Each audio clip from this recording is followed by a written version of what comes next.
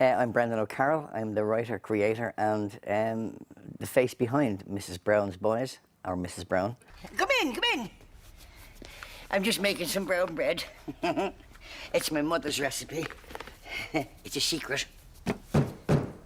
What do you want, Grandad? I'm too weak to get down the stairs. Well, use the lift. I'm in the kitchen on the second floor beside the swimming pool.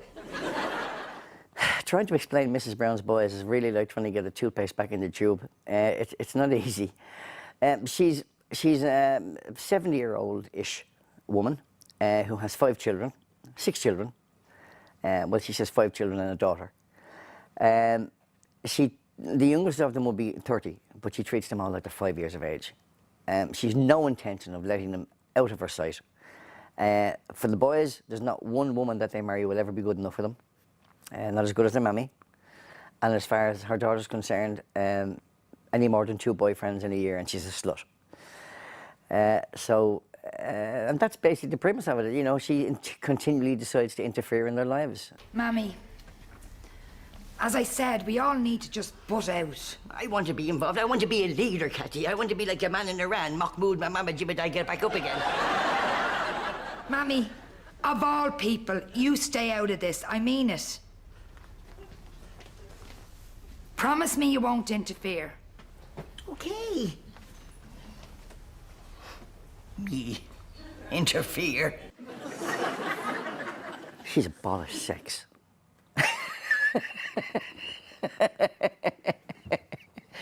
No, she's not.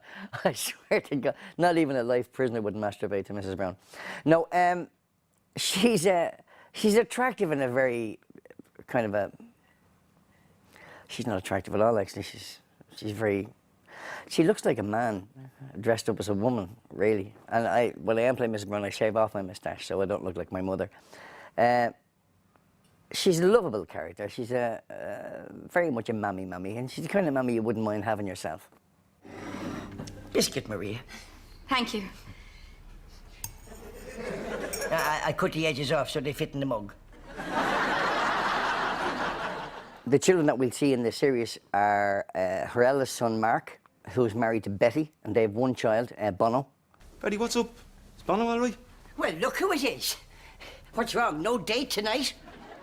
Bono's just coming to school age now. He's getting to the stage where he's asking awkward questions like, where do children come from, and that. Mrs. Brown says Dublin. Then below him is Rory, who's Mrs. Brown's gay son. Now, she doesn't really realise he's gay, because she doesn't really know what gay is. She calls him her gentle son. Now, don't you go getting some girl into trouble. And then there's her daughter, Cathy. Cathy and Mammy are kind of nearly alike, except Cathy has an education. Mammy hasn't. And Mrs. Brown would expect Cathy to be very strong all the time. So she doesn't give any leeway to Cathy that she would generally give to the other boys. Cathy, I'd be lost without you this last couple of days. Next in line is Dermot. He's the next eldest. Dermot's, as you'll see in the series, about to get married to the beautiful Maria. Dermot, you're home just in time. Maria has something she wants to tell you. You have? Yeah. I hope you and your mother be very happy together. Keep it short, keep it short. Now get stuffed!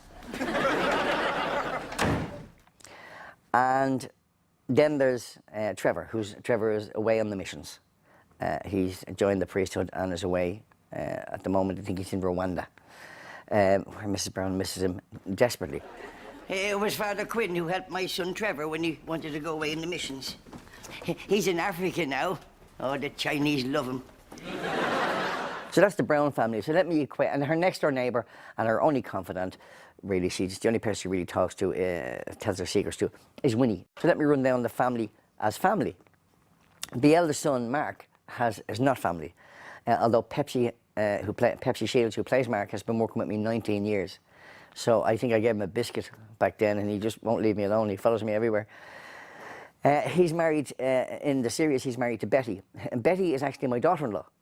She wasn't always my daughter-in-law, obviously.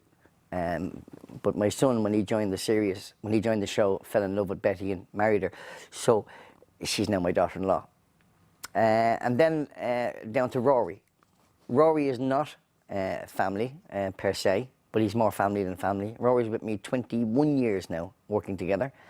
And then there's Cathy, who I saw in a play 15 years ago.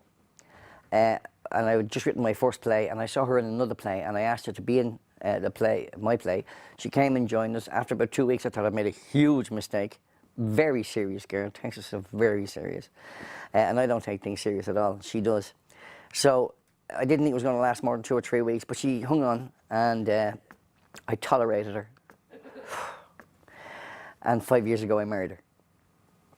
It's the only way to shut them up, it really is. And then after, so that's my wife, obviously. And then after her, then comes Dermot. Now, Dermot is not family, but he is family in that Dermot has been living around our house since he's about 8 or 9 years of age, and grew up to be a great actor. And I remember when he was 8 or 9 years of age, my son Danny, who was his best friend, used to come in and say, "Dad, Dermot's going, Paddy Houlihan is his name, Paddy's going to be an actor." And I used to go, "Right." And I say, "Son, if ever there was a chap who was never going to be an actor, it's Paddy, really. He is brutal." As it turns out, I got it completely wrong. He, at 18 years of age, he came and played a part in one of my plays called The Course, and he played the comedy lead in it, and he stole the show, playing a 35-year-old country bumpkin, and he was brilliant. Paddy is, I suppose, family. He's been with us since he left school. And then there's Buster Brady. He's played by Danny, my son. Danny was 15 when he joined us. We found out at 15 that Danny was dyslexic, as I am myself, and as my youngest son is. And I'm not going to do the dyslexic joke about, you know, fella, the pimp who bought a warehouse. We found out that he was dyslexic, and he couldn't really finish school from 15 on unless he got some special needs training, which his school couldn't provide and wouldn't let me provide privately. So he came out of school and said, "Listen, I can read. That's all I need to do to be an actor, Dad." Which I suppose is right. Even some of the actors I know that can't even read. Dreadful here. Some can't even speak. But anyway, so that summer I put his headshot out to all the casting directors I knew, and I said, "Now, this will show you how tough it is, son. You watch how humiliating it is to be told time and time again that you didn't get the gig." And he got every gig he went for. So the message completely backfired on me. And at 16 years of age, he joined the show. Now, I say joined the show. He joined the show sweeping the stage. And then he went from that to doing wardrobe. And then he went from that to doing props and stage manager. And then he went from that to doing lights, sound. So by the time he stood on the stage, about 4 years later, he knew exactly what everybody had to do to make him look good on the stage. And then there's my daughter, Fiona, who plays Dermot's wife, Maria, or wife-to-be Maria. Fiona came out of college, took a year out, and when she was taking the year out, the girl I had playing Maria in the play was leaving us. So I said, "Well, why don't you step in and just do the year on the road?" And she's been with us ever since. And that was 12 years ago. So my daughter plays my daughter-in-law. My other daughter-in-law plays a daughter-in-law. My son, Danny, plays my son in the play's next best mate. My sister plays Winnie McGugan. Thanks to a guardian angel called Stephen McCrum. He was the producer. He's a producer with BBC, and he saw the show and followed us around. He might be gay. Followed us around and asked us would we develop it to a pilot first of all. We said yes, but we all laughed behind his back. And we did the pilot script, and then when we made the pilot, we were surprised to get offered the series. But I know, in all seriousness, that single-handedly he pushed this all the way to the top in the BBC to get this made. And if this gets broadcast, and I don't know if it will or not, we've made it, but I don't know if it's not on yet. If it gets broadcast and it becomes anyway successful at all, it will be not down to the quality of the comedy, it'll be not down to the actors, it'll not down to anything else, only his pure persistence. I couldn't find anybody else who'd play the part, so I played it myself, and it gives me the horn.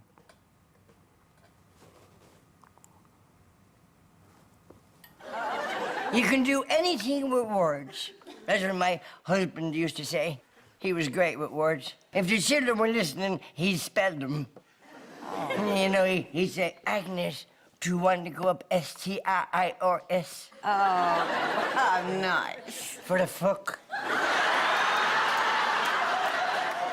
The best thing about dressing up as Mrs. Brown is, beyond any shadow of a doubt, she gets away with things that there's no way I would get away with.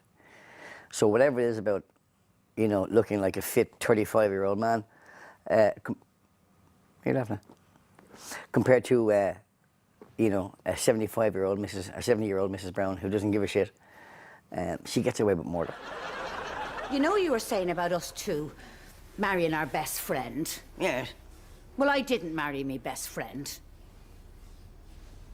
I moved in beside her.